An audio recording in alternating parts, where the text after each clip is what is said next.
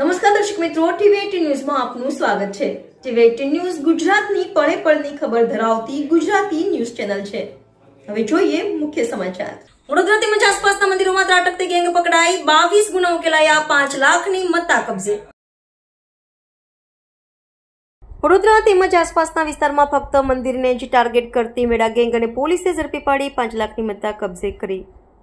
મંદિરોમાંથી ચોરેલા દાગીના વેચવા હાલોલથી સુરત જઈ રહ્યા હતા। વડોદરા શહેર, ભાયલી, કરજણ, ભરૂચ, રાજકોટ અને જેતપુર જેવા સ્થળોએ મંદિરોની ચોરીના બનાવો બન્યા હોવાથી વડોદરા ક્રાઇમ બ્રાન્ચ દ્વારા સીસીટીવી ફૂટેજના આધારે તપાસ કરવામાં આવી હતી। જે દરમિયાન પંચમહાલની મેળા ગેંગ સામેલ હોવાનું જણાઈ આવ્યું હતું। દરમિયાનમાં મેળા ગેંગના 3 સાગરીતો ચોરીનો માલ લઈને હાલોલથી સુરત બાઇક પર જઈ રહ્યા હોવાની માહિતી મળતા વડોદરા ક્રાઇમ બ્રાન્ચની ટીમે ગોલ્ડન ચોકડી પાસે વોચ ગોઠવી હતી।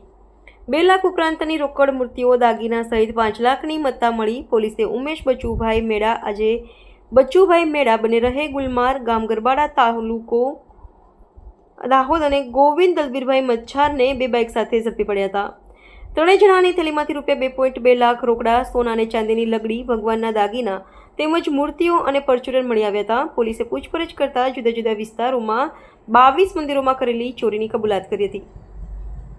શા માટે મંદિરોને ટાર્ગેટ કરતા હતા? માત્ર પરિવારના સભ્યોને રાખતા હતા?